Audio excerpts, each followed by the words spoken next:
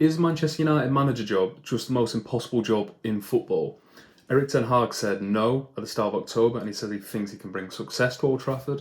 But I personally think it is an impossible job, and they can just keep on having this turnover as managers, and it's never going to work. So let's get into it. It's the same old cycle for United. They get the new manager high, they start doing well a bit, they think he's the next coming, and then it falls flat on its face, and then he's the issue of the club and complete toxic fan base, and it's just they all just go at him basically.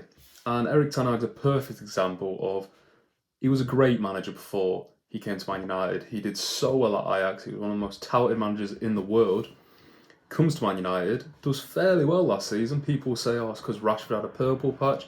I thought, to be honest, before Liverpool smashed them 7-0 at Anfield, they were really good. And I could see them, coming second in the league at one point with Man City and Arsenal. But now that he's performing, I mean, let's face it, terribly, he has got quite a few injuries. Martinez, Varane's out, Luke Shaw's still injured, I think even Reguilon's injured, Wan-Bissaka, I mean, that back line is just decimated. But still, it's these results that are coming out at the moment that obviously the fans just turn on him instantly. And if he's not bringing success, then they have to sack him. And let's face it, if Ten Hag loses his next 1 or 2 games, let's say, they got Fulham this week, and if they lose to Fulham away, then people are going to be asking to sack Ten Hag, which I personally think is stupid. I think he's ridiculous. I think he is clearly a great manager. I think if you look at Manchester United, there are so many players that are left from the Mourinho era, the Solskjaer era. I mean, someone like Anthony Martial, why is he still at Man United?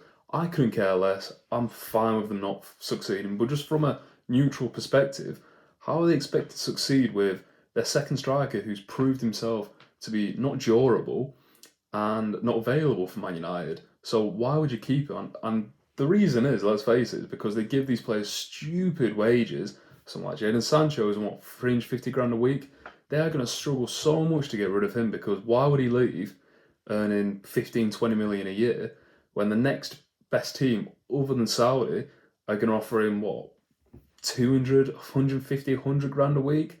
So it's clear why they don't leave. But I just think it's pure expectations from United fans, and I get it if you grew up in the 90s, even when I grew up in the 2000s, you expect excellence from United because they were just so dominant during that time.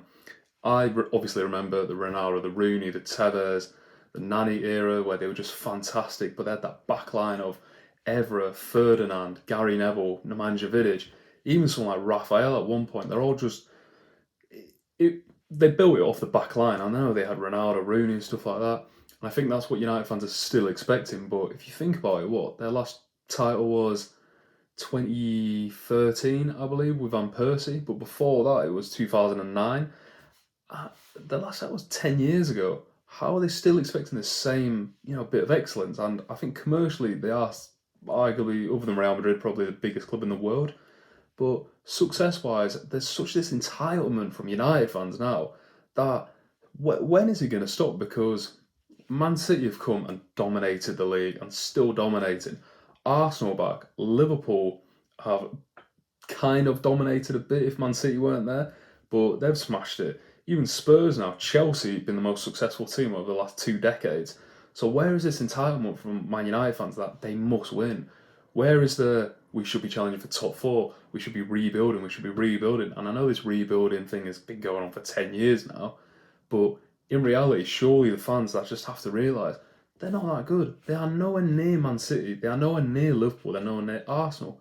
And I think the landscape has just completely changed because, personally, I think if you look back to the 90s and the 2000s, I think the competition and just the tacticalness and everything has just gone up such a higher level now that in the 2000s, of course, you have Mourinho, who was fantastic. Of course, you have Wenger. Of course, you have Ferguson, even Benitez at Liverpool.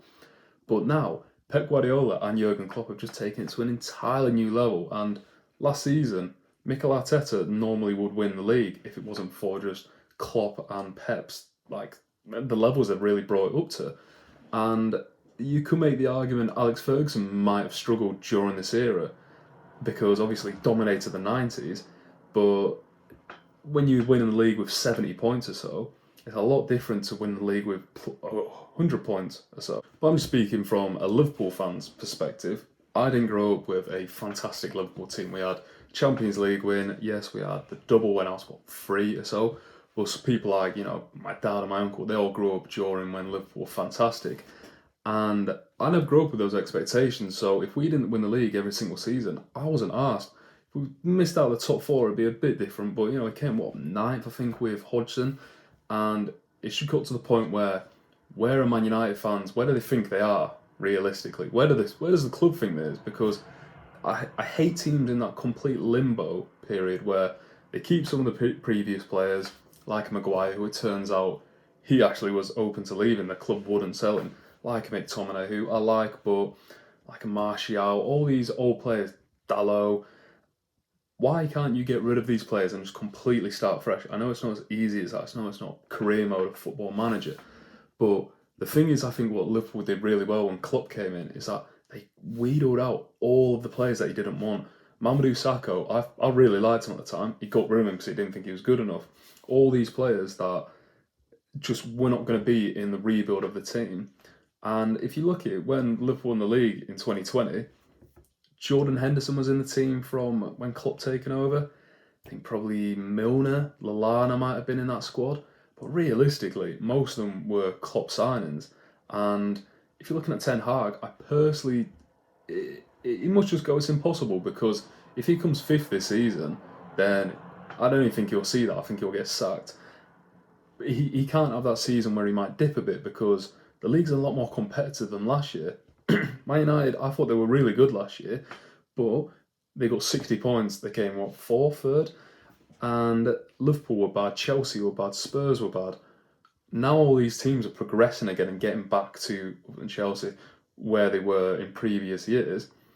It's going to be tougher, and I think that's what Man United are seeing this year. The Newcastle result, I mean, you can't, excuse that. Paul Dummer in centre back, Matt Ritchie, I think that is embarrassing. However, people who watched the Man City game, Man United were very poor in defence, but they had the chances, didn't they? Hoyland had that one on the break. McTominay, he could have hit the target a bit better with that, because I know Edison was a great save. But what were they expecting? Were they expecting to beat Man City, who just won the treble last season? I think the expectations are so delusional nowadays, and it happens every single season. They do a decent last season, like I said, I thought they did good, but they never looked like they were going to challenge for the title. They looked at most they were going to get second. And I thought they did really well. However, surely people could see, right, we don't have a striker. That was the reason we're doing poorly. We need more cover in defence. Our centre-back options are a bit thin because Martinez and Varane gets injured a lot. Maguire's not at it anymore. Lindelof's not at it anymore. And I think all these things, it just baffles me. Because if I was a Man United fan, I'd give Ten Hag just time. I'd keep him for the rest of the season and see where you get to then. If he comes 10th in the league, then obviously get rid of him. But my question is, who are they going to get? Who are they going to get instead of him? I just think they're one of the most toxic fan bases, because their expectations are just so high and the reality is just different. And I think the days of Ferguson are over. It was a completely different era, and teams have just progressed so much more now, and there's so much more competition to when Ferguson was managing. And I personally think the quicker Man United fans learn that, but I mean, it's been 10 years now. It doesn't seem like they're going to learn that. I think they're always going to think they need to be challenging for the title. And if you're spending that money, I do get it. But if you could just keep on flipping through managers, what is the point? And I mean, who knows really? I personally think I'd be surprised if he's there by Christmas, if they're going the way they're going at the moment. I'd be surprised if he makes it through the month. But surely expectations just must change. And I mean, given time, the Glazers is always the argument. They always, like when Gary Neville rolls out. But I mean, whose issue is it? Is it the players? Is it Erik Ten Hag? Is it the sporting director?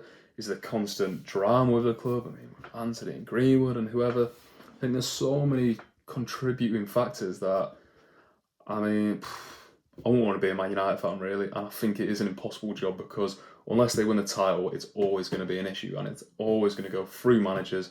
They're going to get rid of players. They're going to keep the players on large salaries, and so on and so on. But let me know what you think. If you're a United fan, tell me I'm wrong. Tell me, fantastic, and you're going to win the league, and you're going to get rid of Ten Hag, and you're going to wheel Ferguson out again. You're going to get Brian Clough back from the dead or whatever. I don't know. But yeah, if you could like the video, that'd be great. If you're new to the channel, if you could subscribe, that'd be fantastic. Let's see what happens against Fulham on Saturday, because if that is a loss for Man United, it's going to be a pretty funny media week. So thanks for watching.